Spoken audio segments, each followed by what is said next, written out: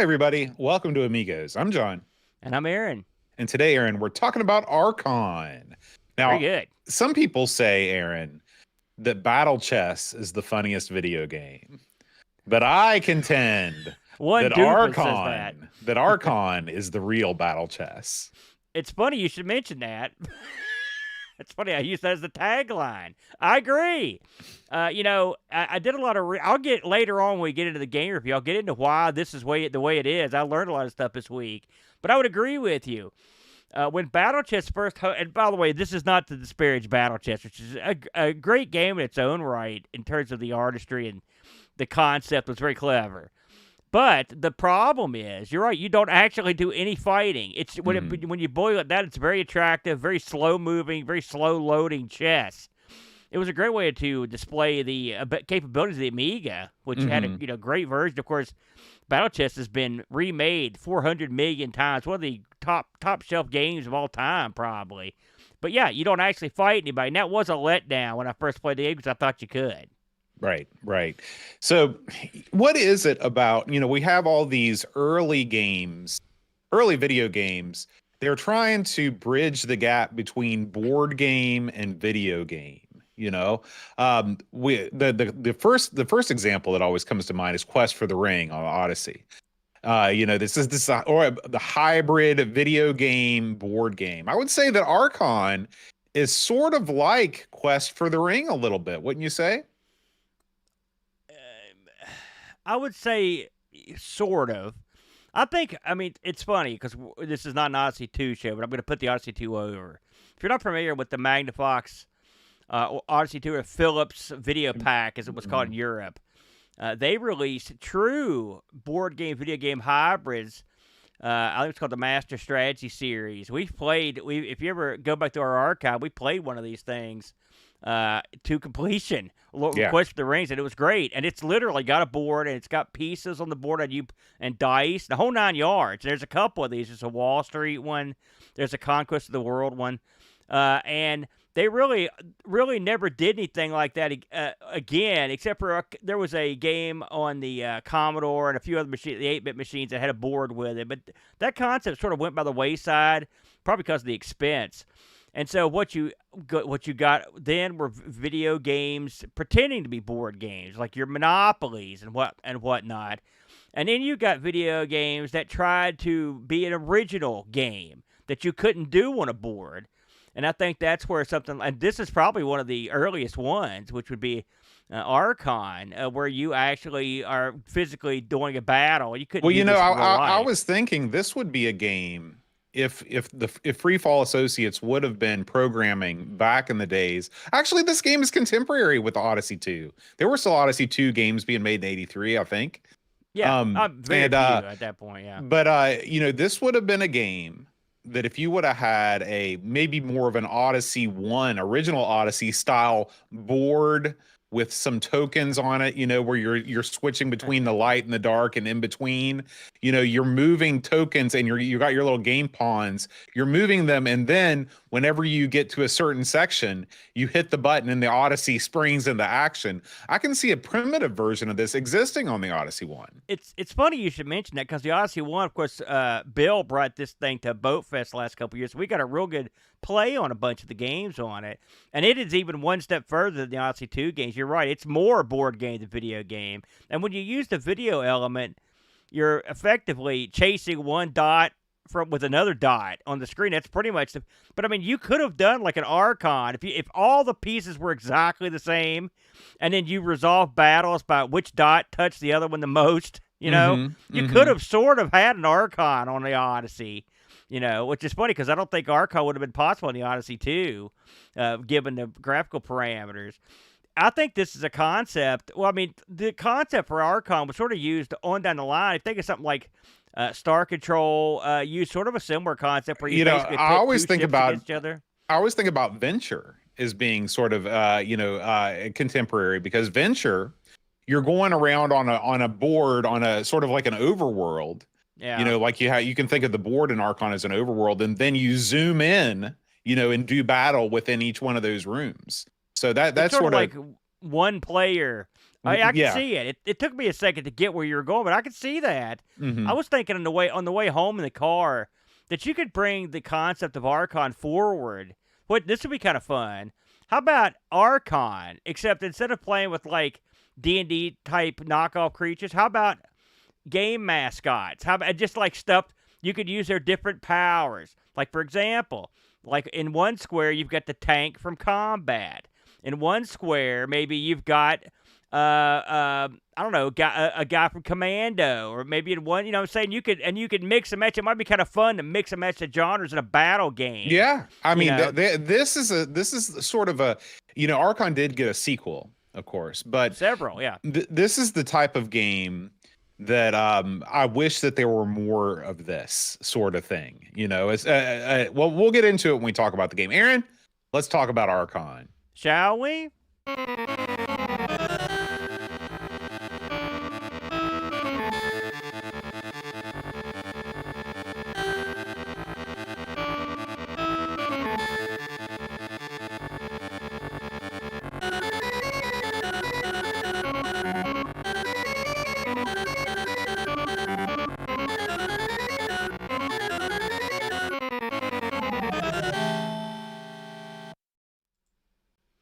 The iconic theme from Archon boat. It's funny.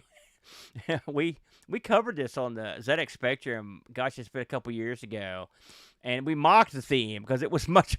It was not the same. It was all beeps all the time, and of course, I grew up playing this on the Atari 8-bits, where the theme sounds great. So it's brutal. It's a brutal version of the theme. So let's talk about Archon. Archon's actually a pretty interesting game. And one of the reasons it's so interesting is because of how the company even came to exist. And I will say, I want to credit, I love this website. I know we've both mentioned it millions of times, the Digital Antiquarian. It's a great website. Site. I remember reading this a couple years ago, and I took some notes off of it. So the funny thing about it is, if you look at the credits for this game, it's credited to concept John Freeman and creator Ann Westfall and John Freeman. So Ann Westfall was a lady she was a mother.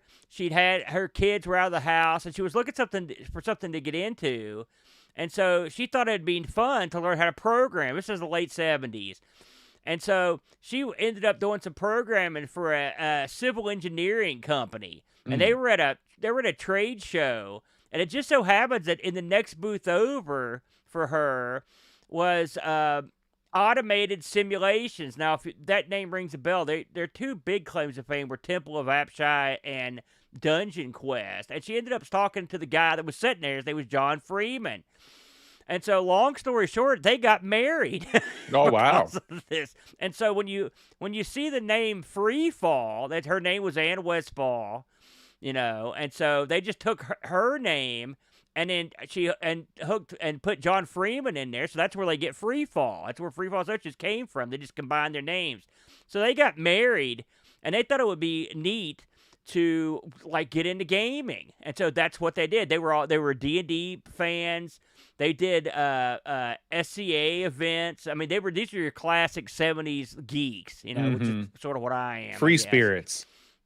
And I like a SCA, Society for Contemporary Anachronism, if you're not familiar with, otherwise known as Ren Fair folk. Yeah, that's the best way to put it. So Freeman had not enjoyed working with his partner when he was working on Dungeon Quest, and so he was happy to get off that to work on something with a little more power, because his partner over there that made Dungeon Quest Temple of Apshai automated simulations thought they would just keep going forever in BASIC. They were good to go. He's like, this is dumb. We need to use machine language. The guy's like, that'll never catch on. So, well, that's in him.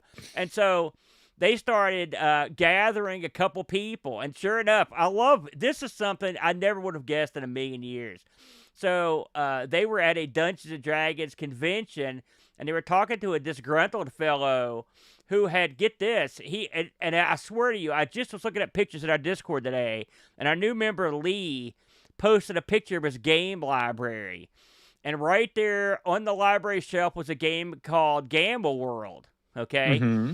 so when they were looking to find some people to help them design this game, they found a guy named Paul Reich Paul the Reich. third. Paul Reich. Reich. Yeah. Reich. Well, there's an extra E in there that makes it I know. weird for me. Yeah. So anyway, they talked to Reich. Guess what Reich had done? He got a byline credit on Gamble World, like the role playing game. He worked with Gary Gygax. He'd got disgruntled at the company because of some.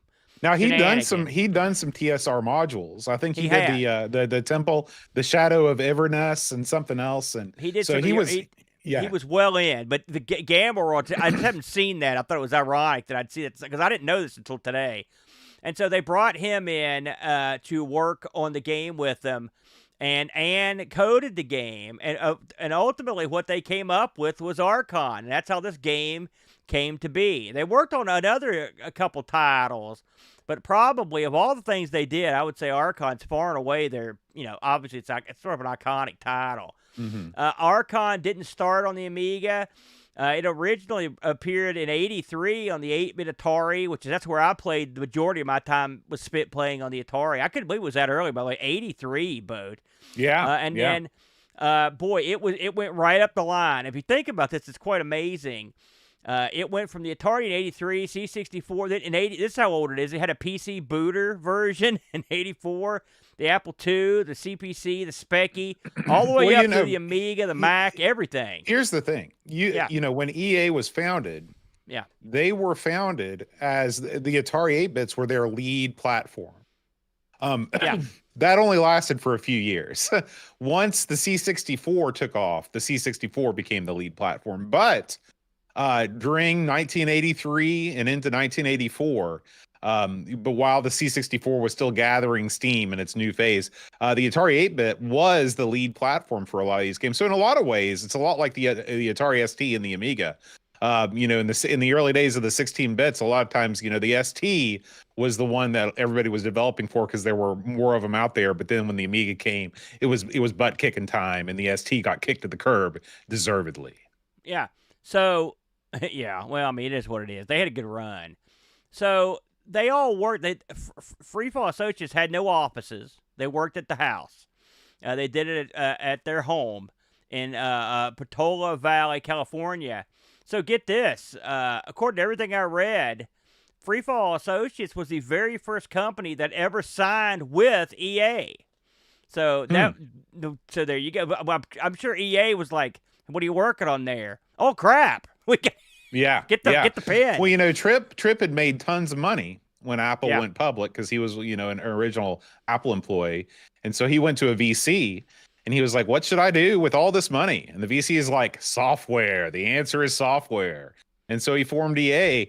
And it's so serendipitous for the folks at Freefall that they basically got the dump truck full of money pulled up to their house, and a winner was born. Yeah, you got that right. So just to dot all the I's and cross the T's here, this again. So, and we're going to get into this more, but this actually had a release in '85. And then it had another release, and we'll talk about that in a little bit because we touched on the Sinclair episode we did. This was 80. Think about this. This is 1985. This is the Amiga's. This is one of the Amiga's very first games. If you put that in perspective, this was of course OCS, 1 or 2 players, and again, this was released everything. The FM7 got this, the NES, the X1, it was everywhere. The iPhone, the iPad had a version of this game. So it moved right up the ranks. It was incredibly popular. It makes lots of top 20 lists of all time, back when the magazines were still around. It made all kinds of all-time lists. So, with all that said, when were you first introduced to Archon, Bode? When we played it on the ZX Spectrum. Really? Yeah. That's the first time. That's the first time. This was a game I never had growing up. On the, I had tons of games, all legally purchased, and but I never had Archon, and so I'd heard about Archon, and there was an NES port of Archon, but I never played that either. So I'm very new to the sport of Archon. I need to play the NES version because I've never played it, but I've heard it's kind of funky. Have you? Mm. Have you I've played the not played NES it either. version? Yeah, I haven't played it. We'll have to give that a whirl Yeah. sometime, and the Mac version might be interesting too. So, Archon is it's a pretty simple game. I mean, with a lot of more complex elements thrown in, but it's not. I wouldn't call it a difficult game. So this game has a backstory, if you can believe it, and I'm not going to go into it's not that complicated, but basically there were archons that ruled their empires, and they looked over and they said, "Hey, pretty good looking empire you got there. I want it." And then they were like, the guy's like, "Screw you. Maybe I'll take your empire." And bam, they went to war. And so this game is called Archon, the Light and the Dark, because that's what you've got here. You've got two sides, the light and the dark. This game, a lot of people will say, like, hey, look, you're playing this on a chess board. This board's actually bigger. This is a 9x9 board. And the board on a chessboard, everything's checkered. The colors, right? On the Archon play board, some of the squares change. There are 25 squares that are always light, and there are 25 that are always dark. But there are 31 that alternate, right? Depending on, well, I've seen it called a day or night cycle. I've seen it called a power cycle, whatever you want to call it. They go through a cycle where they change, and it's important. We'll get to why later. But basically, the basic gist of it is you pick a side, you pick another side. You guys, a bunch of your guys march out on this board, just like chess pieces, and then you play. And the goal of the game is to capture capture all of the power points on the board. They're at the compass points, plus there's one in the middle. So you've got 5 power points. So you can win that way. If you capture all the power points, you win the game. Or you could kill all of your opponents, and you could win the game that way. And that's pretty much the long and short of it. These games can go very quickly, or they can take a long time. When the game comes up, you watch all the characters march out to their squares. I think the presentation's pretty good. What do you think at the beginning of this when they all walk out and get on the board? Well, this, I'm going to say this a lot. Yeah. This sort of marching out introduction looked very, very cool on the 8-bits. It looked great on the Atari, on the C64. This could have been better on the Amiga. This could have been better. Yes. I don't think there's anyone that's going to doubt you on that. And there, really, to be honest with you, there were very few what I would call improvements. I mean, the speed was improved and the sound was improved. And the graphical fidelity of the sprites were also improved. They're a little bit more sharply defined. They've got a black as good as they could be. No. I mean, you're still dealing with what look like chess pieces. They're monocolor on each side, which, I mean, in a way I sort of get that because you are dealing with small things. But it would have been a lot better, say, if maybe even when you are moving on to the one-on-one fighting, if they could have added some more definition in those screens, and kept them more plain for the chessboard. I don't know. I feel like this was sort of underdone. Well, here's the way I look at this, because we get on. How many times have we complained that the Amiga got something cast away from the 8-bits and they didn't use the Amiga's potential? Like tons of times, right? Tons of times. The only reason I'm giving this a pass is this is 1985. There is literally there's no point where they have any idea what they're doing. Like it's a brand new machine. Yeah. They're probably wanting to get something out for it quick to get to be one of the first things on the menu. Right. And here's the thing. They didn't make it worse. Right. Because a lot of times that's what happens when you try and pretty a game up. You're like, well, why stop with the optics? Let's try and tweak the gameplay a little bit. Let's add a 3D element. And then no, that's not what you want in Archon. Right. So when you start the game, a menu appears at the bottom of the screen. It's odd. It's a joystick driven menu. The mouse doesn't do anything in this game, which I thought was wacky. So you use your joystick to move your mouse cursor around the screen. At the bottom of the screen, you've got choices on how your game's going to play. First, you can decide which side is going to be which player. You can be a person, a human. You could be a cyborg, or you could be the computer. If you pick, let's say on the light side, I pick human. That means I'm going to control the light side. If I pick cyborg, that means I'm going to make the moves for the light side, but the actual combat is going to be performed by the computer. And if you pick computer, that means the computer is doing everything. Effectively, that's a computer opponent. And you do this for the light side and the dark side. You also determine which side's going to go first. And then lastly, you determine the skill level, beginner, intermediate, advanced, I believe are the 3 skill levels. I would definitely start with beginner because I routinely get crushed by beginner, and I'm not a beginner. So, but there are factors that why I don't do as well as I should.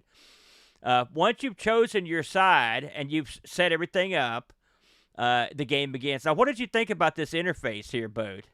Well, they kept it joystick, which Yeah. as somebody that enjoys playing on the recliner. Yeah. At first I was like, well, this is weird. Yeah. But it makes sense because if it wasn't, if they made it moving with the mouse, you definitely don't want to fight combat with the mouse. And so you'd constantly be wanting having to switch between the mouse and the joystick. Right. And so, I feel like just sticking with the joystick may make moving on the chessboard a little bit more difficult, but at the end of the day, it's the best way to go. What did you think about the actual setup? I thought they did a pretty good job of making it as simple as they could be. Oh yeah. How you set up your character. Yeah, I have no complaints about that at all, especially when you look at much later games like Skid Marks with that horrible Blitz basic menu. That thing looks like a nightmare. Man. Yeah. I know. You keep pounding it into the ground. Poor well, I mean, it just sticks in my mind because the game is so great and it looks so great and that menu is so horrible looking. Well, one thing I like about it is it's functional, it's simple, and you get right into the game. You'll be on this menu for about 2 seconds just to get everything rigged up and you're good to go. Mm-hmm. By the way, just for my own edification, do you normally choose, or what's your inclination, the light side or the dark side, Bo? I'm always the light side. It's funny. I always play the dark side without fail. So there you go. That's very apropos, I think. So once you've chosen your side, then it's time to mix it up. Now we've mentioned that the board is comprised of a grid, right, 9x9, and we've mentioned the PowerPoints, right. So each character you pick. It's just like chess. They have a move limitation, how they move, and what they do. So I'm just going to briefly go through who's on what side. On the light side, you've got the wizard, the unicorn. Arguably, the unicorn is the most powerful non-king in the game. The archer, the golem, the Valkyrie, the genie, the phoenix, and the knight. The knight, you have a ton of those, 7 of them. Because they're sort of like the pawns, all right. Mm-hmm. The dark side of the game, which I got here they are. You've got the sorceress running the show, the basilisk, the manticore, a troll, a shapeshifter, a dragon, which is probably the most powerful thing on our side, on the dark side. The banshee and the goblin are your pawns in the game. Some characters can move, like if your top characters have a good amount of movement. Example, the genie can fly 4 squares in any direction. That means it can go from the back line of your lineup over the guys and go wherever it wants within 4 squares. So that's an advantage. It can fly. The things that can fly can just fly right over stuff. No problem. If some things can only move on the ground, like your knights, your wimpiest characters, they can move 3 spots on the ground. That's it. Your pawn type characters also don't have shooting weapons. They've got, club or sword respectively, depending on which side you've got. A lot of the characters, the majority of the bigger characters, have some sort of missile weapon attack, whether it's a fireball or a shot or something. There are a few oddball characters in there, like the Phoenix. When it can you hit the button and it sort of explodes, and if you catch your opponent in the explosion, it hurts them. Right. But of course, if you're fighting a Phoenix it can get real Oh, chaotic real quick. yeah, and we'll get into how that can happen. On the dark side, you've got the Banshee, who What's the dark side equivalent? Because there's something that does the same thing. well, the Is it the dark side has Banshee? the Banshee where you hold the Okay, button and she sings. right. Now, the dark side has something called a shapeshifter, and a shapeshifter turns into whatever he That must attacks. have been what it was. And Yeah. so when you get two phoenixes on the screen, that could be a long, long, long battle. And I'm looking at the docs list right now. Like, I mean, these things all have different stats. How much is how from ranging from moderate to normal to fast to average. So it depending on who you've got. Like the dragon, his attack is they have it rated at very great, that's pretty heavy. Yeah, yeah. And the speed of it is medium. So let's talk. So pretend, if you will, that one character has attacked another character. So what happens when this happens? Well, the game will basically zoom in to that square, and then you will have a fight. Now, depending on where you're at is depending on what the background will look like. And then you go at it. On either side of the game board are bars, and they're health bars. When your health bar's gone, you're dead. And when you fight, you'll take your shot, whether it's hitting somebody with a club or exploding or shooting something, and then once you take it, you can't shoot again until you hear this tone. It's like bing. And each character has a tone, and when the tone sounds, that means you're armed and ready to go again, and you can take another attack. And you fight each other until one side all their hit points are depleted, and then it goes back to the main chessboardy level. What do you think of the Amiga's version of the combat screen, Bode? Again, it's fine. I mean, it's functional. Yeah. But it's also kind of bad.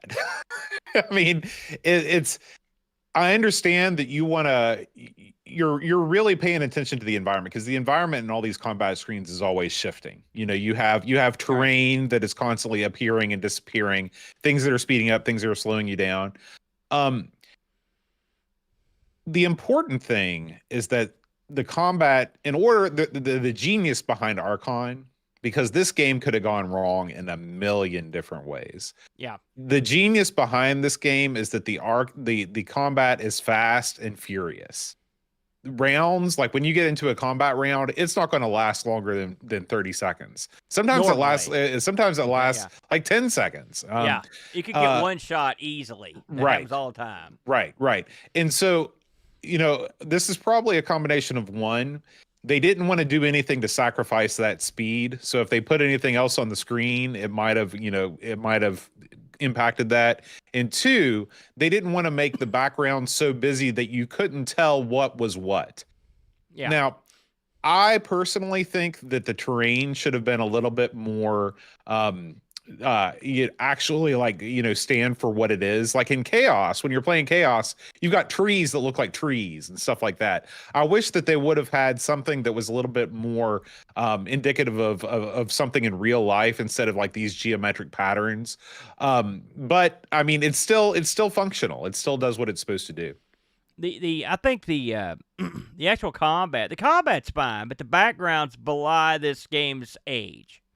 Yeah, this is the era of geometrical gimmicks on the screen. It's and even if you've ever played, one of the sequels of this game was called Archon Ultra, which Archon Ultra has its pluses and minuses, but they did improve the scenery in it. And so that's better.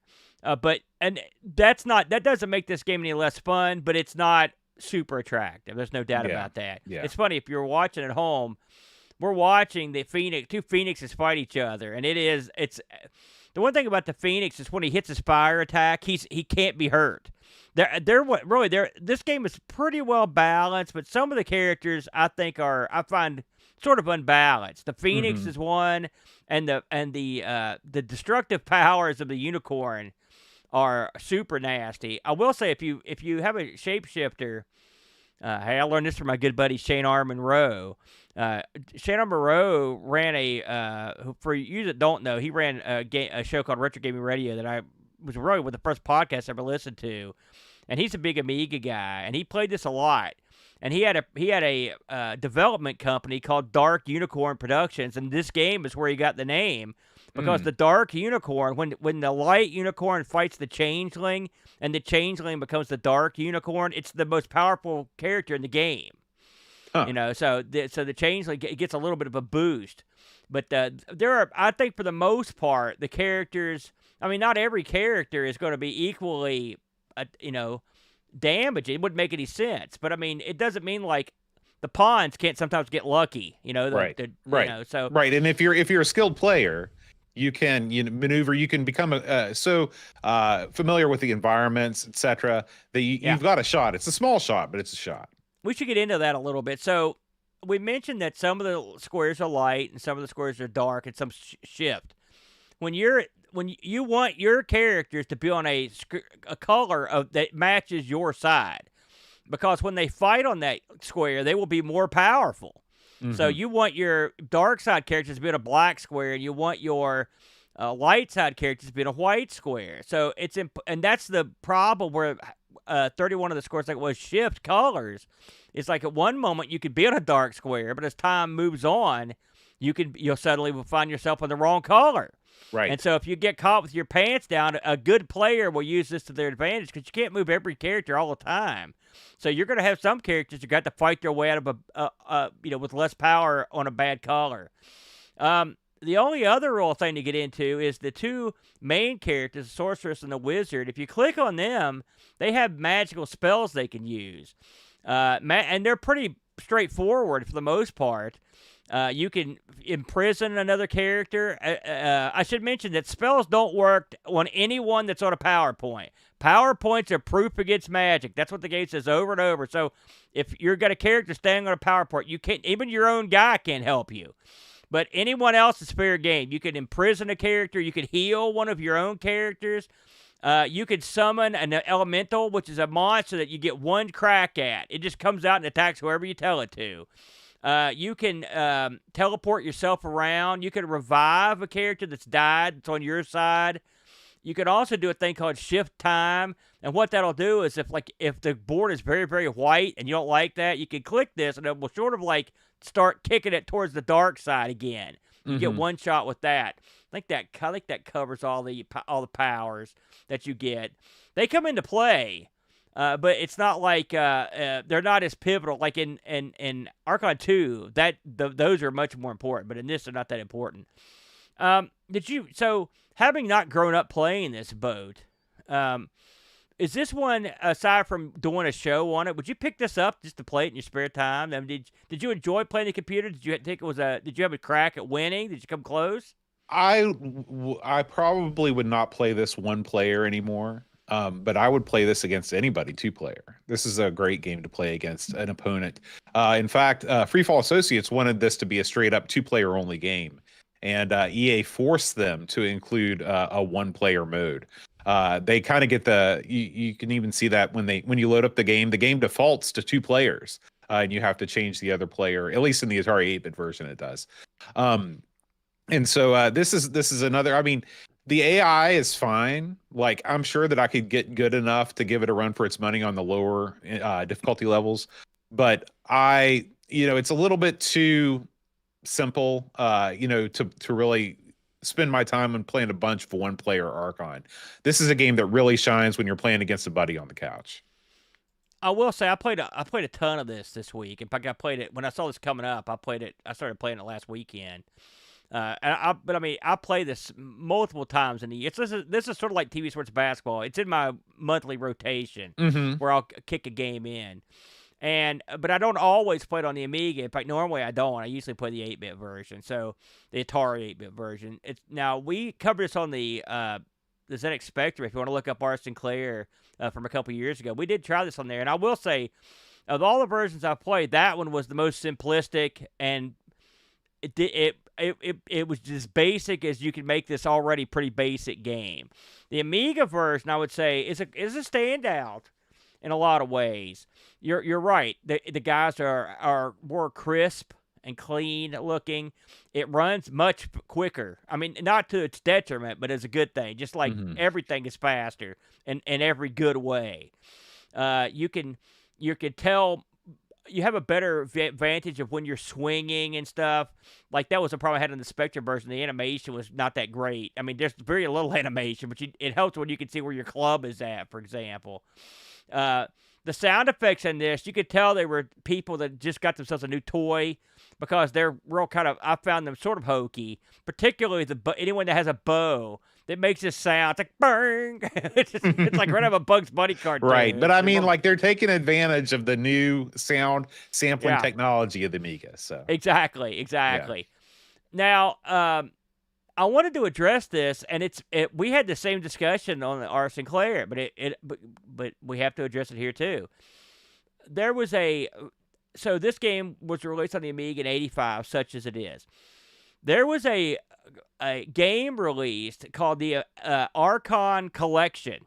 All right, it released for several computers, including the Amiga and the Spectrum, and it came out, I believe, it was '89, and you found this out when we did the Spectrum show. It was a improvement over the version we played on the show.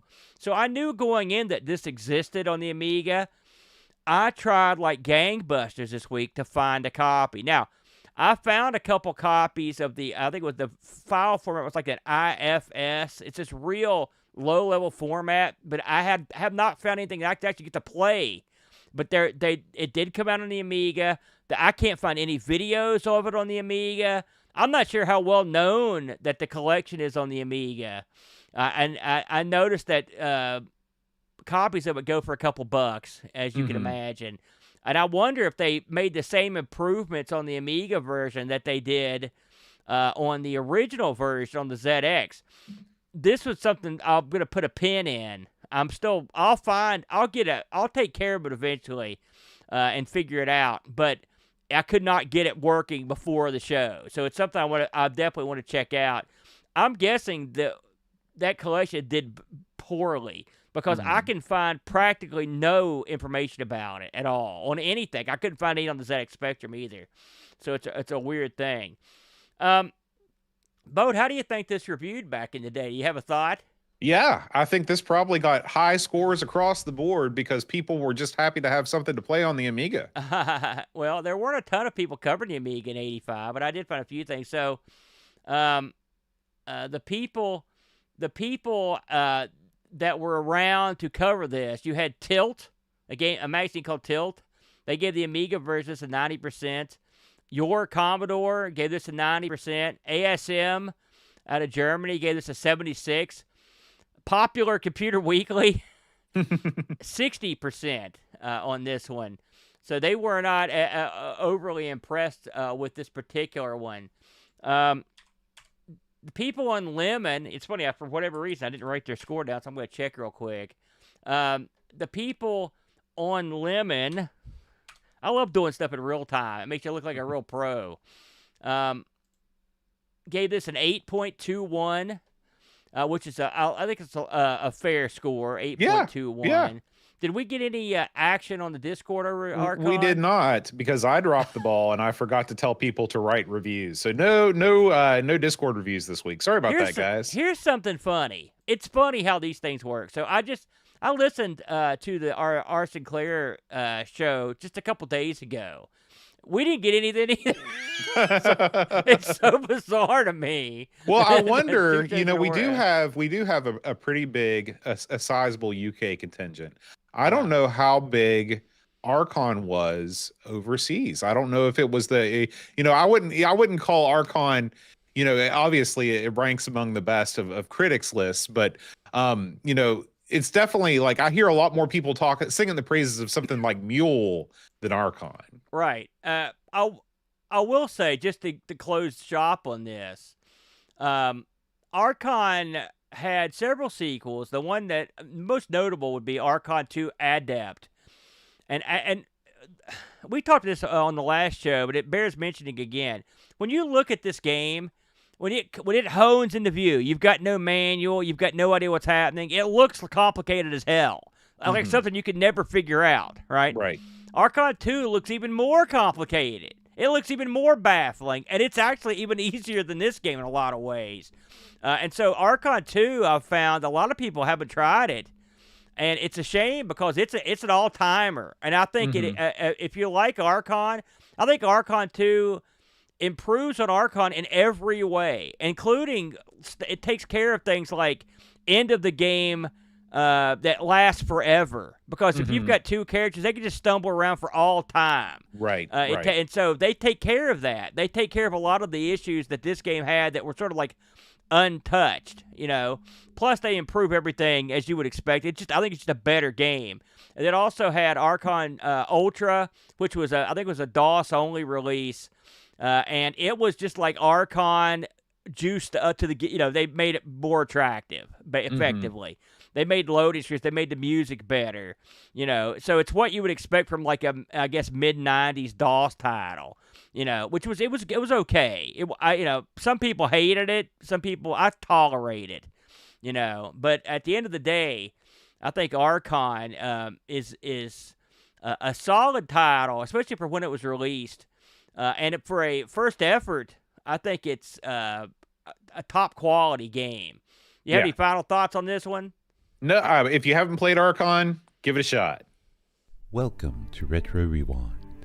I'm your host, British Jones. Whether you're into the Amiga, Commodore 64, or Tiger floral print speed suits, Retro Rewind has all you need from the friendly hosers of the Great White North.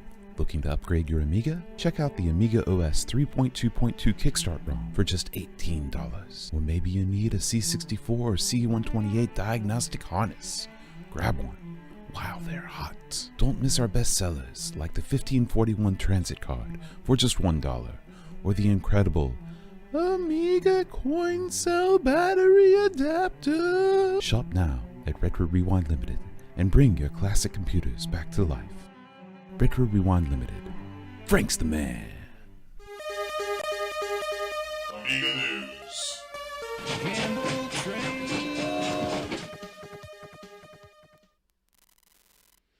All right. First story up, Aaron, on the news. WinUAE 6.0.1 has been released. This is always a big deal when you get a new version of the world's most popular Amiga emulator. There are some bug fixes, some updates. A lot of this stuff is technical knowledge I don't understand. But the most important thing is that entering and exiting the GUI when in full screen mode, when it crashes, that has been fixed, and vertical and horizontal centering works again. So I think there were some things that were broken in version 6 that have been fixed with 6.0.1. You never want to download a 0.0 version. That's what I've learned over the years. Wait for the 0.1 and then go there. I'm looking over what they've got on offer here. The ECS Super High Res is working again. Fast drawing with 32-bit chip RAMs fixed. So it's just these could be potentially large problems. So it's good that they got these things fixed out. The TCP serial mode hang, which I actually heard something about that. So yeah, you've got some. I think this is a good for a .01 release. There's a lot of stuff in there, which like you said, it's tough. And WinUAE, it's not like you're rolling up Pong here. This is a complicated piece of kit that's been worked on probably about 1 million people over like 1 million years. So good for them to keep the ball rolling on that. Aaron, our next story is a new release from one of our favorite people. This is called Revolution Edition Shadow and Steel. Oh. And this is Revolution Software, 4 of Revolution Software's most award-winning games, coded by our friend Tony Warner. Yeah. Included in this pack, which is on sale right now for $13.49 over at GOG. You get Lure of the Temptress, Beneath the Steel Sky, Broken Sword, and Broken Sword 2.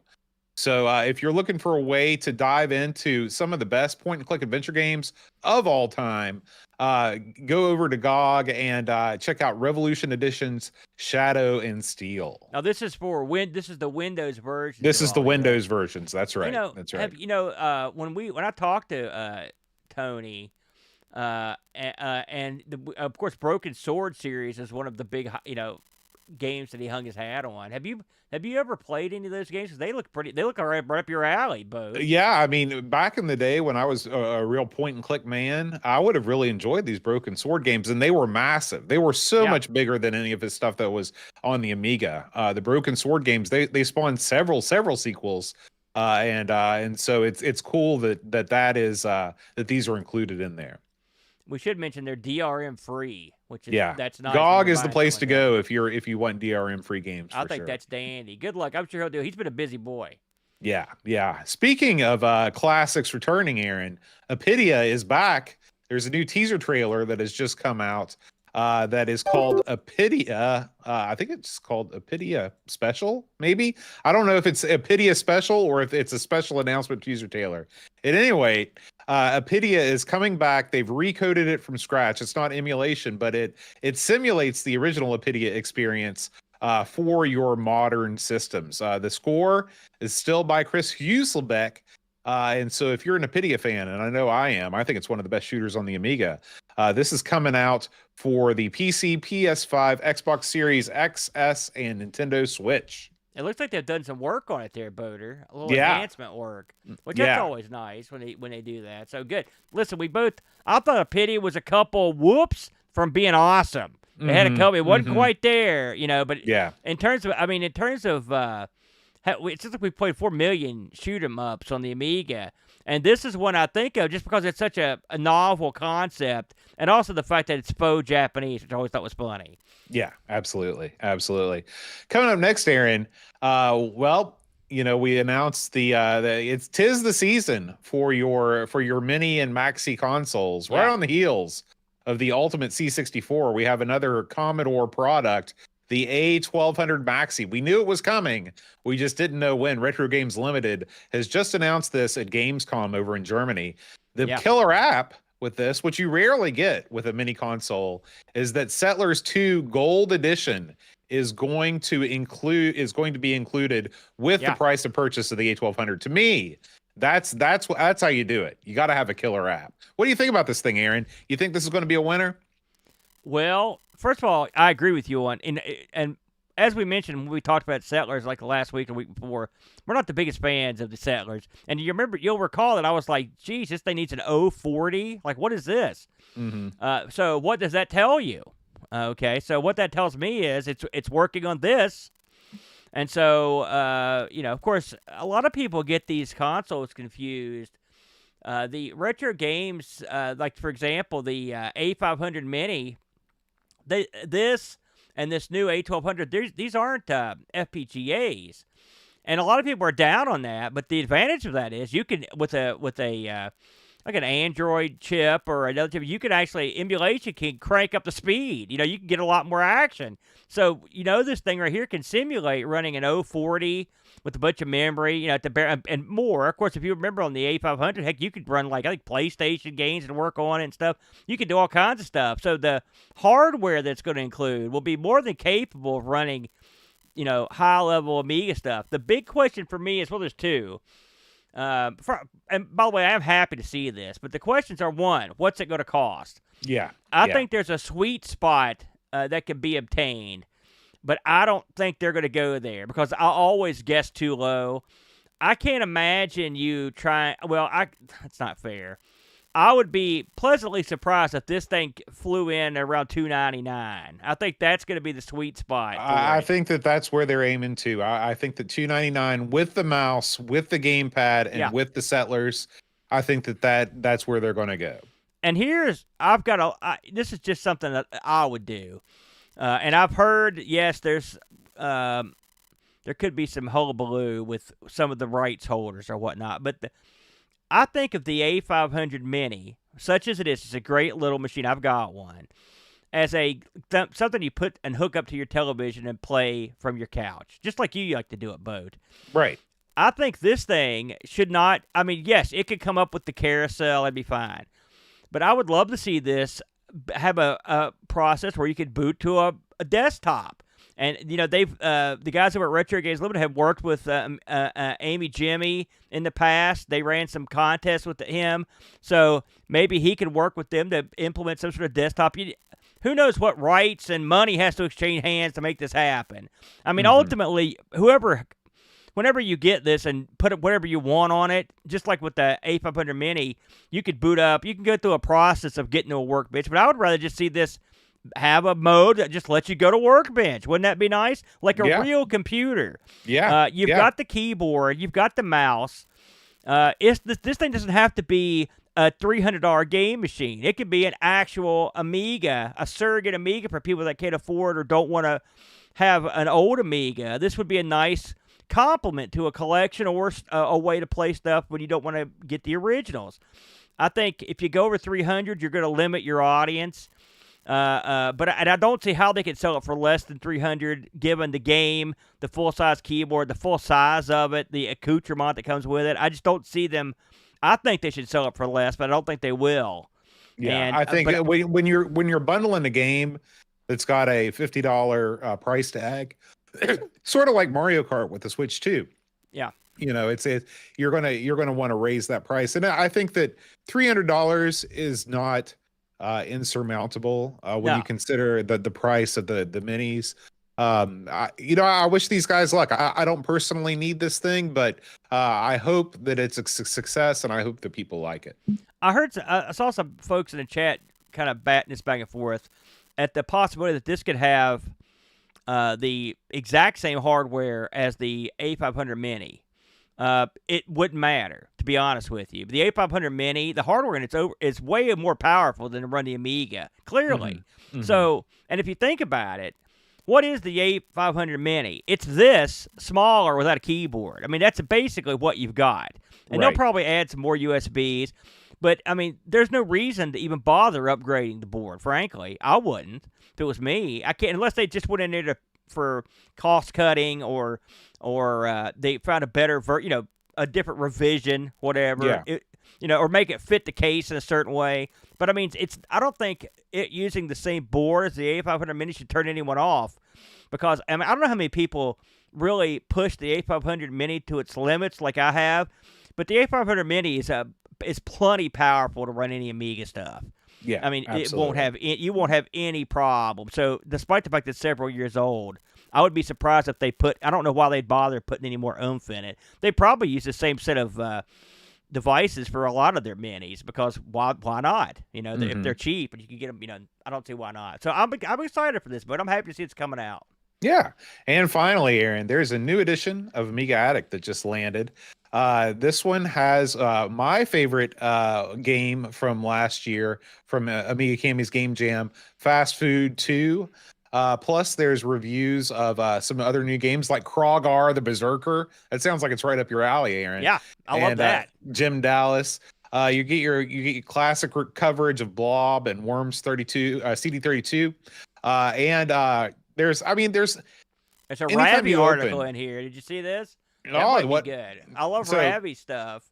Listen, Ravi's talking about Berlanti Industries and their influence on latter-day Amiga. Nobody knows more about the SCOM days of Amiga than Ravi does. He is he got hammered for it. He got hammered for his insight, but God bless him, he was right. I really enjoyed his videos. But yeah, this looks like an all-timer. I agree with you on this game. It's funny how me and you don't see things eye to eye all the time, but every once in a while, and when it comes to the egg, we're dead. We're locked in. Yeah, we're in lockstep.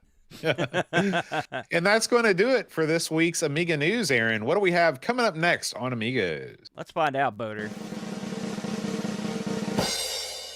Oh, man, he's back. The beak is back, Bo. Yeah. It's the wings of death. If there's ever been a game whose box art made me want to play it less, it's Wings of Death. I don't know why you would think, man, I want to take control of a real deformed Jay Leno freak.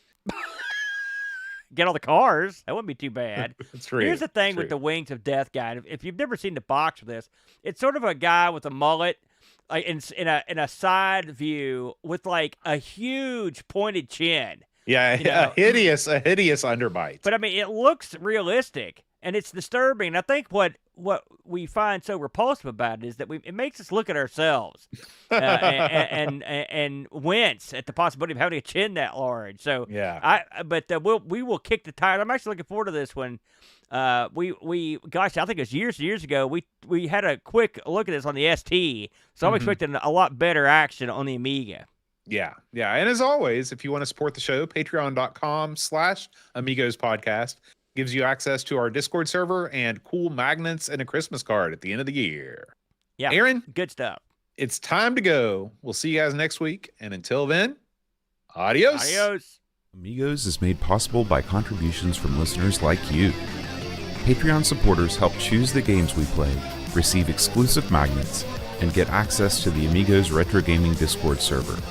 Visit patreon.com/Amigos Podcast if you'd like to support the show and join our community.